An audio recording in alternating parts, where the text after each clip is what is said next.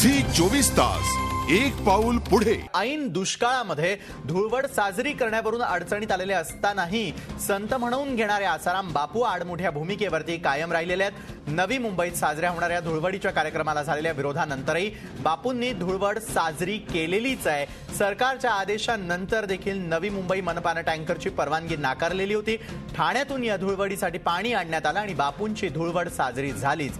आपण कुणालाच कसे जुमानत नाही हेच आसाराम बापूंनी यातून पुन्हा एकदा दाखवून दिलेलं आहे। अनेक वेळा आडमुठी भूमिका घेणारे आसाराम बापू सर्वांनाच परिचित आहे। मात्र संपूर्ण राज्यामध्ये दुष्काळाची परिस्थिती असताना देखील दुसरीकडे नवी मुंबईमध्ये धुळवड साजरी करताना आपण यावेळेला पाहतोय आसाराम बापू यांना। विरोधानंतरही आसाराम बापूंनी धुळवड साजरी केलेली आहे, पाण्याचा अपव्यय केलेला आहे। यापूर्वी नागपुरात देखील त्यांनी पाण्याची अशीच धुळवड साजरी केलेली होती। जवळपास 30,000 लिटर पाण्याचा अपव्यय या ठिकाणी झालेला होता। मात्र नवी मुंबईमध्ये देखील पुन्हा एकदा कुणालाही न जुमानता त्यांनी धुळवड साजरी केलेली आहे। नवी मुंबईच्या आमच्या प्रतिनिधी स्वाती नाईक यावेळेला आपल्याबरोबर आहेत। स्वाती, धुळवड साजरी करू नये यासाठी आसाराम बापू यांना रोखण्याचे प्रयत्न झालेले होते, मात्र तरी देखील त्यांनी आडमुठी भूमिका कायम ठेवत धुळवड साजरी केलीच, काय सांगाल?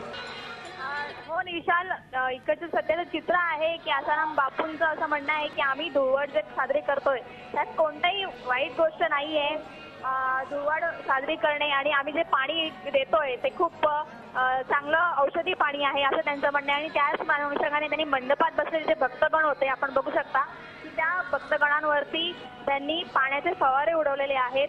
त्याचप्रमाणे मोठ्या प्रमाणात ते संध्याकाळी 4 वाजता मैदानामध्ये येऊन देखील मोठी धुळवड खेळणार आहेत। विशाल, नक्कीच, म्हणजे कुठल्याही प्रकारे जुमानताना दिसून येत नाहीये। नवी मुंबई महापालिकेनं पाणी त्यांना रोखलेलं होतं, ठाण्याहून पाणी आणून पुन्हा एकदा धुळवड त्यांनी साजरी केली आहे। स्वाती, हो विशाल, इकडे नवी मुंबई महानगरपालिकेचं कोणतेही पाण्याचे टँकर्स उपलब्ध करून दिलेले नाहीयेत नवी मुंबई महानगरपालिकेने, म्हणून ठाण्याचे पिण्याच्या पाण्याचे टँकर्स इथे आपल्या दिसत आहेत। त्याचप्रमाणे खाजगी पाण्याचे टँकरही येथे मोठ्या प्रमाणात असे 5 टँकर या मैदानात आपल्या दिसत आहेत। त्यामधून पिण्याचं पाणी तसेच ज्याद्वारे पाणी फवारण्यात येणार आहे त्या ठिकाणी सुद्धा हे टँकर उभे आहेत। डायरेक्ट टँकरमध्येच हे पाईप जोडले जाणार असून त्यानंतर मोठ्या प्रमाणात पाण्याचे फवारे इथून फवारले जाणार आहेत। स्वाती, या संपूर्ण घटनेत आणखी एक बाब समोर येते ती म्हणजे इतका विरोध होऊन देखील आसाराम बापूंनी धुळवड साजरी केली, तर दुसरीकडे त्यांचे जे आयोजक आहेत त्यांनी पिण्यासाठी पाणी हवंय असं सांगत या पाण्याचा अपव्यय केलेला आहे।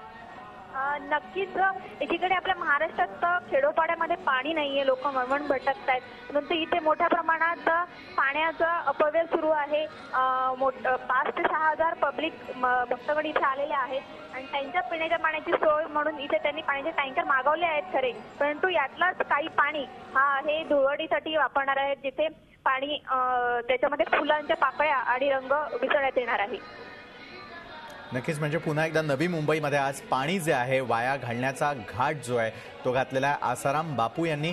स्वाती, एका बाजूला त्यांचे भरपूर समर्थक त्या ठिकाणी दाखल झालेले असतील, मात्र नवी मुंबईतल्याच एका नागरिकानं या संदर्भात याचिका दाखल करण्याचा निर्णय घेतलेला होता। कुणीही रोखण्यासाठी म्हणून त्या ठिकाणी आलं नाही? नाही विशाल, असं कोणतंही चित्र सध्या इथे दिसत नाही आहोत। आम्ही सकाळपासून इथे आहोत, परंतु त्यांना रोखण्यासाठी इथे कोणी आलेलं नाहीये। एकंदरीतच आसाराम बापू यांचं भाषण इथे झालं, त्यांच्या भक्तगणांना मार्गदर्शन ते करत होते। त्यावेळी ते मीडियाला उद्देशूनच बोलत होते की मीडिया जे करत आहे ते चुकीचं करत आहे। आम्ही जे पाणी उडवत आहोत त्याच्यामध्ये औषधी गुण आहेत आणि एवढ्याशा पाण्याने काही दुष्काळ संपणार नाही अशा प्रकारच्या ते आपल्या भक्तगणांना सांगत होते।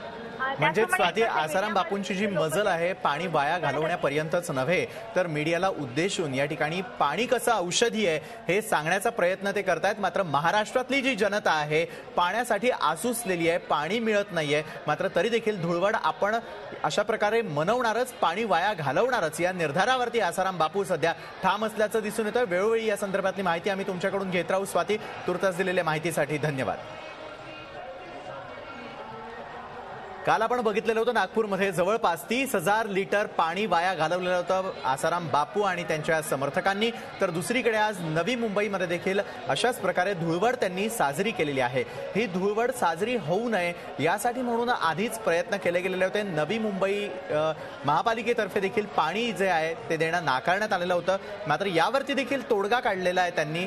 ठाणे या ठिकाणून ठाणे महापालिकेकडून पिण्यासाठी म्हणून पाणी हवंय अशा प्रकारे काही टँकर्स मागवण्यात आले आणि हे जे टँकर मागवण्यात आलेले आहेत त्यानंतर पाण्याचा अपव्यय होताना दिसून येतोय आणि ज्या वेळेला नवी मुंबईमध्ये अशा प्रकारे पाण्याचा अपव्यय करण्यात आलेला आहे त्या ठिकाणी आमच्या प्रतिनिधी स्वाती नाईक यांनी दिलेली माहिती आपण बघूया. त्यांनी घेतलेला आढावा पाहूया.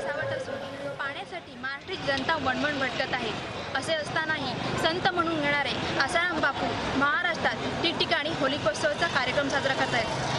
काल नागपूर तर आज नवी मुंबईमध्ये हा होलिकोत्सवाचा कार्यक्रम साजरा करण्यात येत. आपण माझ्या मागे बघू शकता की यासाठी भव्य स्टेज उभारण्यात येण्यात आलेला असून 3 ठिकाणावरून येथे भक्तगणांवरती पाण्याचे फवारे सोडण्यात येणार आहेत. यामध्ये पलाशचे फूल आणि रंग तसेच सुगंधी पाण्याचा वापर करण्यात येणार आहे. यासाठी ठाणे महानगरपालिका आणि खासगी वॉटर टँकचाही वापर संध्याकाळी 4 वाजल्यानंतर इथे होलिकोत्सवाचा कार्यक्रम सुरू करण्यात आला आहे. तर थोड्याच वेळापूर्वी बापूजींनी आपल्या भक्तगणांवर थोड्या प्रमाणात का होईना पाण्याचा फवारा थांबवून होलिकोत्सवाचा कार्यक्रम सुरू केलेला आहे. या होत्या आमच्या प्रतिनिधी स्वाती नाईक. नवी मुंबईमध्ये आज आसाराम बापू यांचे अनुयायी त्यांना भेटणार आहेत. मात्र या ठिकाणी धुळवड साजरी करणार असल्याचा निर्धार आसाराम बापू यांनी केलेला आहे. नागपूरमध्ये घडलेला प्रकार झी 24 तासनं सर्वात आधी आपल्या प्रेक्षकांसमोर उघड केलेला होता. तो म्हणजे संपूर्ण राज्यामध्ये दुष्काळाची परिस्थिती आहे मात्र पाण्याची नासाडी करण्याचा निर्धार एक प्रकारे आसाराम बापू यांनी केलेला आहे. आसाराम बापू यांनी नागपूरमध्ये पाणी वाया घालवलं त्यानंतर नवी मुंबईमध्ये देखील धुळवड आपण साजरी करणार असल्याचं त्यांच्या आयोजकांनी सांगितलेलं होतं. त्यानंतर नवी मुंबई महापालिकेनं हे पाणी देण्यास नकार केलेला होता. मात्र ठाणे या ठिकाणाहून पाण्याचे टँकर पिण्यासाठी म्हणून मागवण्यात आलेले होते आणि मागवलेल्या पाण्याचा मात्र कशा प्रकारे अपव्यय आज झालेला ते आपण दृश्यांमध्ये पाहतोय.